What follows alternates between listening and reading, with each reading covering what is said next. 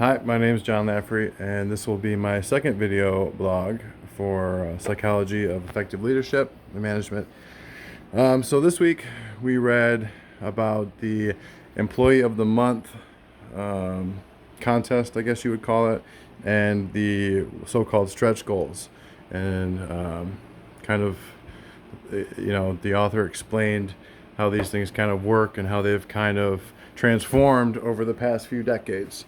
So, I've worked in sales almost my whole entire life, and I can tell you 100% that Employee of the Month is, it just like the book says, it's kind of a fine line. In my experience, I've gotten Employee of the Month before, and I'm like, okay, it's kind of cool, but I feel like I'm Employee of the Month every month. You know what I mean?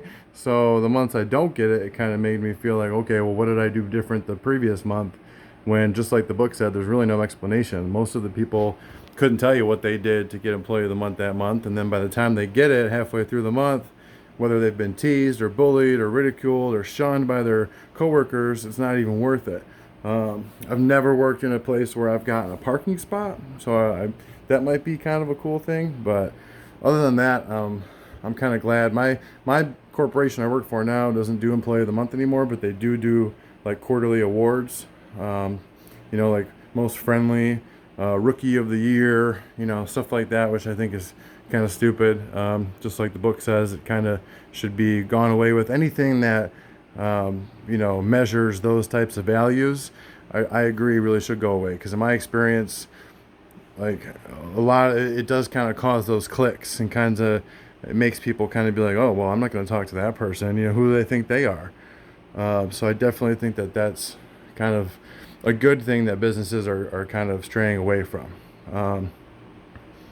As far as the stretch goals go, there's a lot of aspects of that I completely agree with, like the Mary Kay reference to, the pink Cadillacs. Basically, if you work hard and you earn that bonus, you earn that spiff or that comp, such as a free pink Cadillac, you earned it because you're making the business excel as well. And those types of contests and things I completely agree with. I think that anything that's put in place to kind of recognize, a job well done or an attaboy, as the book says as well, that also benefits the business should be recognized. I think that people that go above and beyond, not only to help themselves out and their families out, but to help the business out, should be recognized too. It once again is kind of a fine line, because a lot of people will work their butt off day in and day out, and if there's 100 employees at their job, like the book said, it'll take 8 years to be recognized as Employee of 1 month. And some people won't stick it out that long. 8 years is a long time to work for a business that you don't feel appreciated in.